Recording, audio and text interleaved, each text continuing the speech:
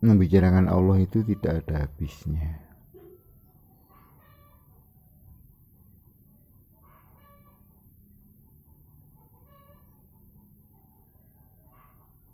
Terus ada yang pernah berkata,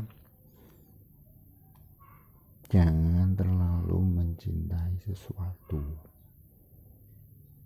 nanti efeknya bisa timbal balik, kamu jadi terlalu membenci. Jadi contoh Nabi itu sederhana, itu bukan terlalu kaya, bukan terlalu miskin, dia contoh yang mengambil di antara,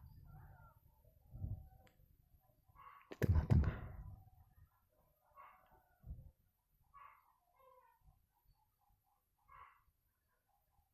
Jadi Allah pun jangan terlalu, nanti kamu jadi terlalu membenci.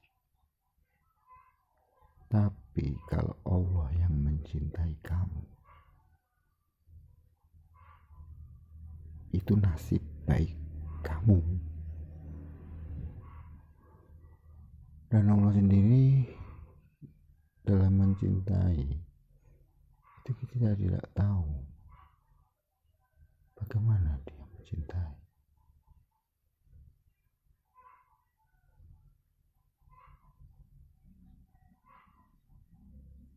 Yang jelas antara pencipta dan yang diciptakan itu jauh berbeda. Jadi yang diciptakan tidak bisa menganalisa, mengomentari, dan selanjutnya, dan apalagi nggak tahu saya, dengan yang menciptakan. Kondisinya itu sangat jauh berbeda.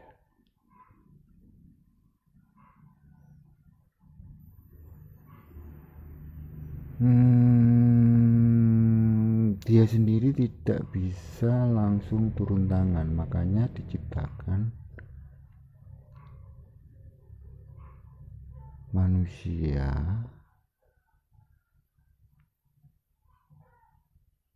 dengan status nabi.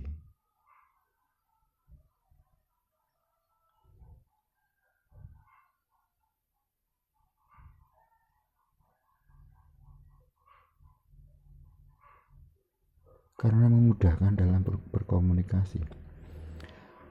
Saat kita berkomunikasi dengan Allah itu tidak bisa, karena dia yang menciptakan. Padahal satu butir tanah kecil sekali itu dia yang menciptakan, dan manusia sendiri tidak bisa menciptakan satu sekecil tanah. Padahal kalau dijumlah dari bumi ini, sebutir tanah tadi dijumlah itu kita tidak tahu. Jadi ada orang manusia pengen ngebor bumi, pengen dan sebagainya, itu ya kesombongan wartawan yang memberitakan saja.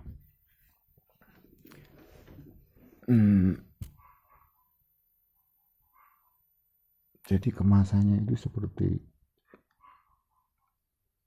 manusia itu lebih unggul dari yang menciptakan manusia itu sendiri.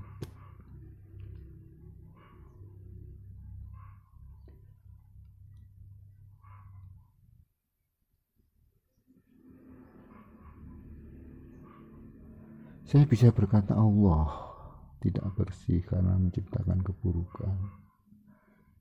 Itu memang untuk mencari siapa yang menciptakan Allah. Karena maha suci Allah. Nah, suci itu bersih. Dan kita tidak tahu, kita tidak mungkin dikasih tahu nama-nama cukup kasih. Biasanya Allah itu selalu memberi batasan, misalkan 3, misalkan cukup 3, itu karena untuk bilangan biar tidak, ya sesuai kapasitas.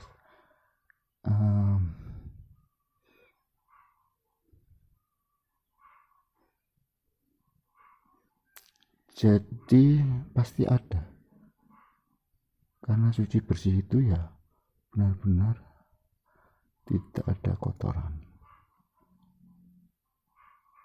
Iya, namanya tidak disebutkan, mungkin siapa nggak tahu.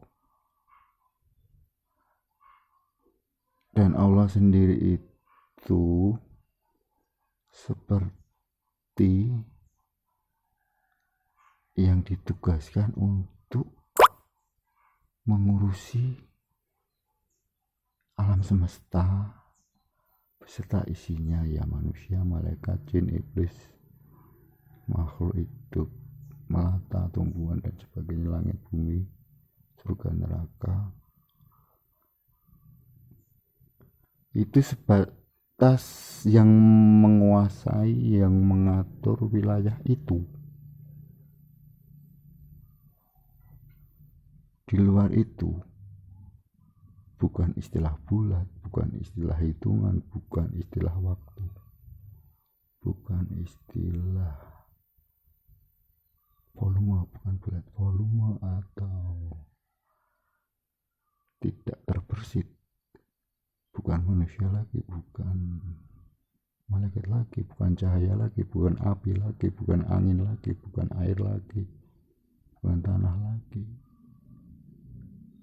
Nah, Allah jadi kecil kan?